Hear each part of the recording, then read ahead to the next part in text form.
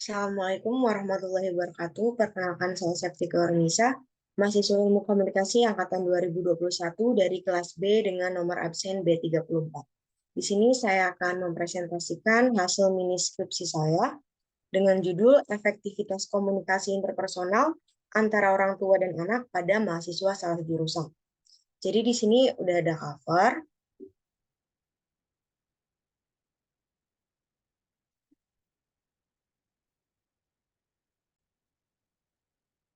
Di sini maaf lanjut di sini ada daftar isi. Ini bisa dilihat. Selanjutnya di sini ada bab 1, pendahuluan dengan latar belakang. Melanjutkan pendidikan ke perguruan tinggi merupakan cita-cita hampir semua orang.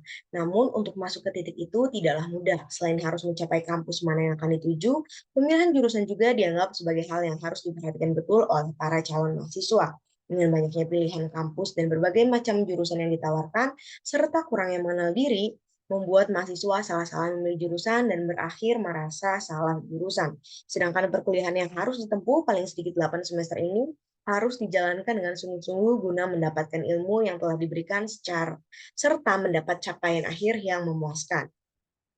Dikutip oleh Mas Riah di tahun 2018, menyebutkan tidak mudahnya mahasiswa dalam memilih jurusan yang sesuai dengan diri mengakibatkan banyak mahasiswa yang mengalami salah jurusan. Di sini Putri juga di tahun 2018 pernah melakukan riset untuk mendalami kurang lebih 400.000 profil mahasiswa yang ada di seluruh Indonesia. Dan hasil dari penelitian tersebut menyebutkan adanya fakta yaitu sebanyak 92% mahasiswa tidak tahu akan menjadi apa nantinya, dan sebanyak 45% mahasiswa telah merasa salah mengambil jurusan. Salah jurusan ini berdampak pada mahasiswa untuk pindah jurusan. Salah satu faktor penyebabnya adalah kesalahan pengambilan keputusan di awal ketika memilih jurusan tersebut. Nah, bukan hanya faktor internal yang mempengaruhi salah jurusan pada mahasiswa. Ada juga faktor eksternal yang menjadi salah satu penyebab banyaknya mahasiswa merasa salah jurusan. Salah satunya adalah pilihan orang tua. Dukungan dari orang tua sangatlah mempengaruhi penyesuaian akademik bagi anak-anaknya, mulai dari saran, perhatian, arahan, dan dorongan agar anak mampu meningkatkan keyakinan yang sudah ada dalam dirinya guna menjalani proses belajar di perkuliahan. Dengan dukungan sosial dari orang tua juga mampu meningkatkan penyesuaian secara menyeluruh karena merasa dicintai, diperhatikan, serta dihargai oleh orang-orang terdekatnya. Dikutip dari Afdalia di tahun 2021. Orang tua mengharapkan anaknya mendapatkan pendidikan yang semaksimal mungkin dan berharap anaknya akan menjadi anak yang sukses kelak. Tetapi banyak orang tua yang tanpa sadar memaksakan kehendaknya untuk memilihkan jurusan kuliah yang ternyata tidak sesuai dengan minat dan bakat anaknya. Sehingga anak tersebut merasa tidak nyaman di jurusan yang dipilih orang tuanya dan mengikuti perkuliahan secara terpaksa sehingga berakhir merasa salah jurusan. Hal tersebut merujuk pada kurangnya komunikasi interpersonal antar orang tua dan anak. Yusuf mengutip di tahun 2015 menyebutkan keluarga merupakan bagian terkecil dalam masyarakat. Proses komunikasi sebuah keluarga seperti kepala keluarga dan anggota keluarga lainnya. Komunikasi interpersonal merupakan komunikasi yang efektif dalam mempengaruhi seseorang karena merupakan komunikasi dua arah serta panca indera digunakan sebagai alat yang memberikan pengaruh yang besar terhadap perubahan sikap. Jika terlalu bersifat masing-masing, maka akan seperti orang asing yang berkumpul dalam satu atap, dikutip oleh Muslimah di tahun 2018. Di tahun yang sama, Deddy Mulyana juga menyebutkan istilah we cannot not communication, peran orang tua dalam menentukan pilihan kuliah anak, yang memiliki arti bahwa kita tidak bisa tidak berkomunikasi, karena seluruh perilaku yang kita lakukan merupakan bagian dari komunikasi. Dalam hal ini, komunikasi antar orang tua dan anak yang memiliki tujuan bisa dibimbing dengan baik. Dalam hal ini, anak harus patuh akan perintah orang tua dalam hal positif, begitupun sebaliknya. Orang tua harus mampu mendidik anaknya dengan baik. Di sini Febrianto dan Suherman menyebutkan bahwa masalah pada pemilihan keputusan jurusan adalah bentuk proyeksi dari ketidakyakinan pada kemampuan diri dalam menentukan bidang atau jurusan yang akan diambil. Ketidakyakinan tersebut termanifestasikan menjadi kesulitan yang dapat menjadikan mahasiswa menyerahkan tanggung jawab pengambilan keputusan pada orang lain, atau menunda serta menghindar dari tugas mengambil keputusan yang dapat mengakibatkan pengambilan keputusannya tidak optimal.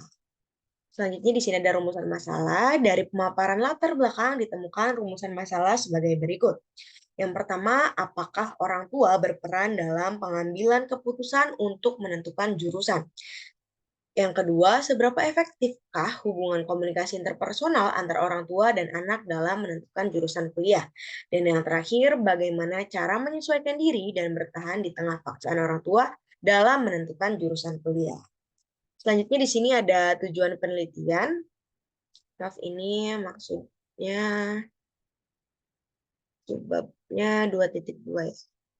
Jadi tujuan penelitiannya di sini juga ada 3. Yang pertama untuk mengetahui peran orang tua dalam pengambilan keputusan untuk menentukan jurusan kuliah. Yang kedua untuk menentukan seberapa efektif dari komunikasi interpersonal antar anak dan orang tua dalam menentukan jurusan kuliah. Dan yang terakhir untuk mengetahui bagaimana cara menyesuaikan diri dan bertahan bagi mahasiswa yang merasa salah jurusan. Selanjutnya ada manfaat penelitian. Di sini manfaatnya ada 2 berdasarkan teoritis dan praktis. Dengan adanya penelitian ini diharapkan dapat memberikan tambahan ilmu dan informasi mengenai komunikasi interpersonal, khususnya hubungan anak dengan orang tua. Penelitian ini juga diharapkan bisa menjadi bahan kajian bagi peneliti lainnya. Sedangkan manfaat praktisnya bagi peneliti yaitu untuk menambah pengetahuan dan pengalaman bagi peneliti dan menerapkan pengetahuan terhadap masalah yang dihadapi secara nyata. Dalam hal ini, khususnya mengenai komunikasi interpersonal antara orang tua dan anak pada mahasiswa salah jurusan. Oke, selanjutnya di sini bab 2 ada landasan teori. Yang pertama ada konsep. Komunikasi interpersonal adalah aktivitas dalam kehidupan sehari-hari di mana pikiran, informasi, dan bahkan emosi ditransmisikan dan diterima. Tujuannya adalah untuk mencapai pemahaman yang sama antara komunikator dan komunikan. Di sini Rahmi mengutip di tahun 2021, komunikasi interpersonal antara orang tua dan anak bisa menjadi media terbaik untuk membantu perkembangan kepribadian anak. Komunikasi dalam hal ini tidak hanya sebatas dalam pengertian saling memberikan informasi, membicarakan suatu hal, atau saling berdialog secara verbal. Nah, sedangkan menurut Mas Riah, menyebutkan tidak mudahnya mahasiswa dalam pemilih jurusan yang sesuai dengan diri mengakibatkan banyak mahasiswa mengalami salah jurusan. Selanjutnya dari literatur ya, di sini ada review literatur, mungkin bisa dilihat sendiri.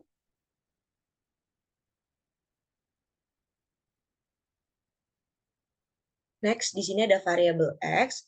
Jadi variabel X-nya ini dalam penelitian adalah komunikasi interpersonal, sedangkan variabel Y-nya itu mahasiswa salah jurusan. Di sini ada model penelitiannya ya, komunikasi interpersonal tuh eh, kurang efektifnya komunikasi interpersonal antara orang tua dan anak itu bisa menyebabkan salah jurusan bagi mahasiswa.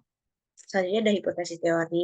Hipotesis teori pada penelitian ini adalah efektivitas komunikasi interpersonal antara orang tua dan anak pada mahasiswa salah jurusan. Selanjutnya ada paradigma penelitian ya di sini di bab 3. Penelitian menggunakan paradigma positivisme. Menurut Creswell sendiri, metode positivisme ini berlandaskan pada filsafat. Metode ini termasuk ke dalam metode ilmiah atau saintik dikarenakan memiliki kaidah-kaidah ilmiah berupa konkret atau empiris, objektif, terukur, rasional, dan sistematis yang dapat digunakan untuk meneliti pada populasi tertentu. Selanjutnya ada pendekatan penelitian. Menurut Sugiono, pendekatan penelitian kuantitatif itu disebut sebagai metode tradisional. Sedangkan menurut Priyadana dan Muiz, metode ini disebut paradigma tradisional karena disebabkan metode ini sudah lumayan lama digunakan sebagai metode penelitian. Proses penelitian kuantitatif itu bersifat deduktif, yang mana untuk menjawab semua rumusan masalahnya digunakan konsep atau teori sehingga dirumuskan hipotesis. Selanjutnya hipotesis tersebut akan diuji melalui pengumpulan data lapangan. Setelah itu data yang sudah dikumpulkan akan dianalisis secara kuantitatif dengan menggunakan statistik deskriptif atau inferensial sehingga dapat disimpulkan hipotesis yang telah dirumuskan terbukti atau tidak. Selanjutnya ada metode penelitian. Jadi dalam penelitian ini menggunakan metode survei ya. Kalau menurut Earl Babies itu penelitian survei merupakan cara observasi yang seringkali digunakan dalam berbagai ilmu sosial. Tujuan menggunakan metode survei ini ada deskriptif, penjelasan, serta eksplorasi. Penelitian survei juga merupakan salah satu penelitian dengan metode terbaik untuk peneliti sosial yang gemar mengumpulkan data asli dari responden. Selanjutnya ada populasi, sampel, dan teknik penarikan sampel. Arti populasi sendiri menurut Polit dan Beck di tahun 2018 adalah sekelompok yang diminati sebuah populasi adalah keseluruhan agregat elemen. Kalau dalam sebuah penelitian itu, populasi sangat penting dikarenakan sampel yang representatif akan diambil dari populasi. Sedangkan sampel merupakan suatu bagian terpilih dari populasi yang terpilih melalui beberapa proses yang bertujuan menyelidiki atau mempelajari sifat-sifat tertentu. Sedangkan teknik penarikan sampel bertujuan untuk mempelajari hubungan antara distribusi variabel dalam populasi sasaran dan distribusi variabel yang sama dalam sampel penelitian. Itu dikutip dari Oudsen dan Mantorella. Selanjutnya ada ukuran sampel. Menentukan ukuran sampel atau determine sample size untuk membuat generalisasi dari sampel acak dan menghindari kesalahan atau bias pengambilan sampel. Sampel acak harus memiliki ukuran yang memadai. Di sini ada rumus ukuran sampel yaitu N sama dengan N per 1 plus N dalam kurung E atau dikali pangkat 2. Hipotesis riset di sini ada HA. HA-nya itu adanya efektivitas komunikasi interpersonal antara orang tua dan anak pada mahasiswa salah jurusan, dan HO-nya itu tidak adanya efektivitas komunikasi interpersonal antara orang tua dan anak pada mahasiswa salah jurusan. Selanjutnya ada hipotesis statistik, adanya efektivitas komunikasi interpersonal antar orang tua dan anak pada mahasiswa salah jurusan. Di sini ada HA, beta sama dengan 0. Ya, HO-nya mungkin bisa dibaca sendiri. Selanjutnya ada metode pengambilan data.